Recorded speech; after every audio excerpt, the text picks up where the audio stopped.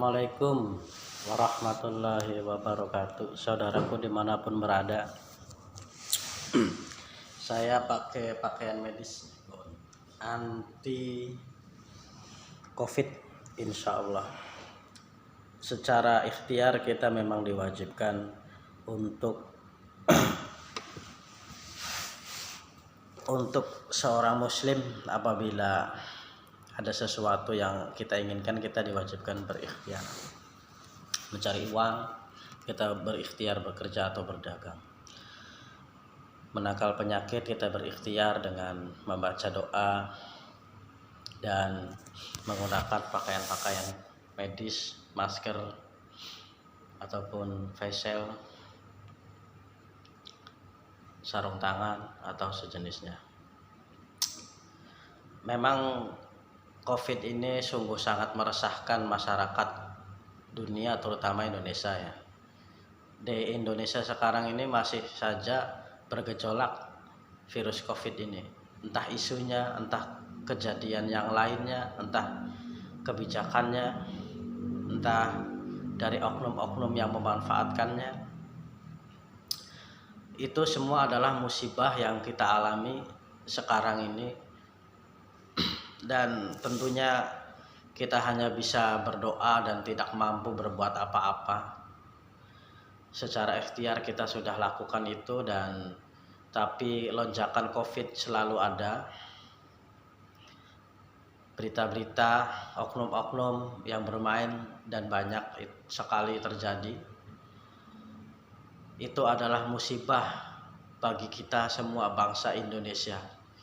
Kita kasihan melihat saudara-saudara kita yang berjualan kemarin digusur, disuruh tutup dikarenakan prokes.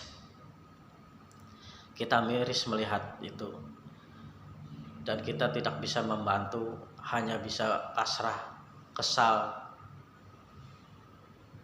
Ya Allah, ya Rahman, ya Rahim, ya Aziz, ya Jabbar. Untuk seorang muslim umat Nabi Muhammad, amalan yang paling dianjurkan adalah tentunya rukun Islam itu sendiri yang sudah jadi patokan kita umat muslim. Sholat 5 waktu jangan sampai tinggal, dan membaca sholawat yang sebanyak-banyaknya.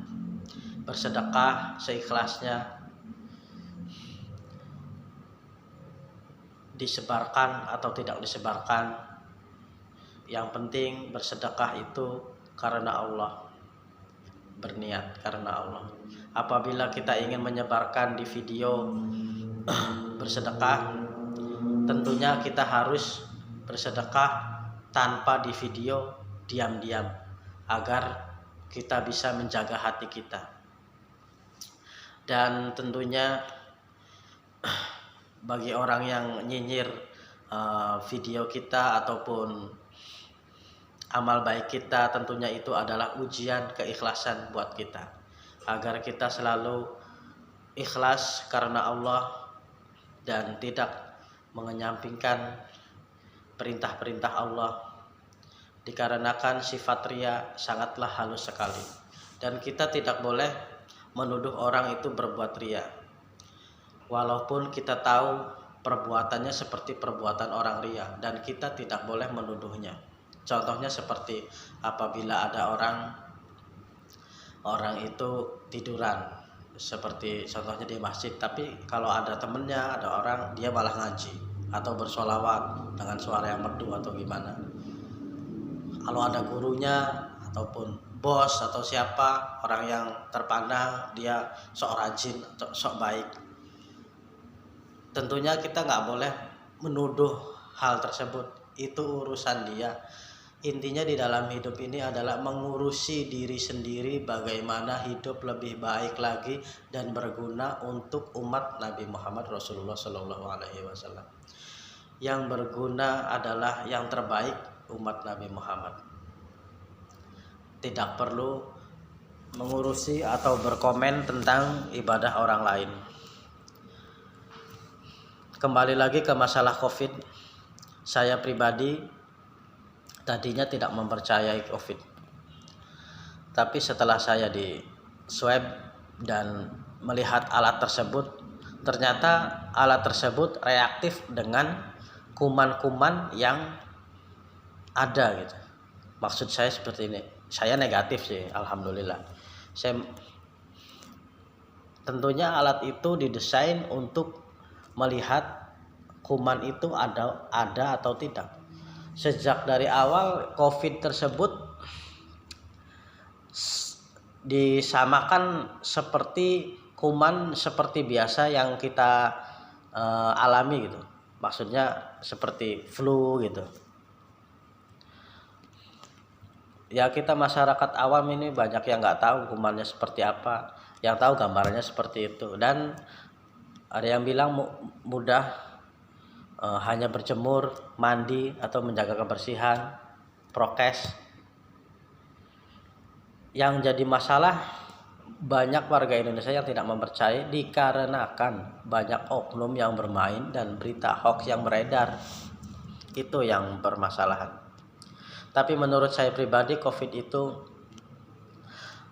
itu bisa membahayakan bagi yang sudah takdirnya. Kalau untuk yang berbadan sehat untuk ini, seperti saya yang masih berusia muda tentunya, ya maunya sih 25 gitu. Tentunya hanya seperti flu, meriang gitu, hanya seperti sakit biasa. Dan seperti itu yang dirasakan oleh teman-teman yang terpapar COVID. Dan ada juga yang divonis COVID, mati karena COVID. Wallahu a'lam bishawab, ya entah itu benar entah itu tidak, saya serahkan kepada Allah. Dan saya berhusnuzon kepada saudara-saudara tim medis kita yang sudah menangani dan bekerja keras. Dan saya juga mengutuk tindakan-tindakan ataupun pemanfaatan isu COVID tersebut. Seperti orang tidak COVID dibilang COVID agar mendapatkan dana. Itu yang isu yang beredar, yang banyak beredar sekarang ini, isu seperti itu. Hingga masyarakat 80% ya kalau menurut saya nggak percaya. Ya pokoknya intinya kita sedang terkena musibah. Kita sedang terkena musibah yang sangat memilukan, miris. Bagi yang berkecukupan tentunya bisa berbagi dengan saudara-saudara yang tidak mampu, tentunya di lingkungan sekitar terdekat. Saya punya teman dan pernah berasumsi seandainya zakat itu benar disalurkan kepada orang yang tepat, tentunya di Indonesia ini tidak ada orang yang kelaparan, karena di dalam harta orang kaya itu terdapat harta orang miskin. Dan memang sedikit repot ya kalau membagikan zakat secara manual gitu.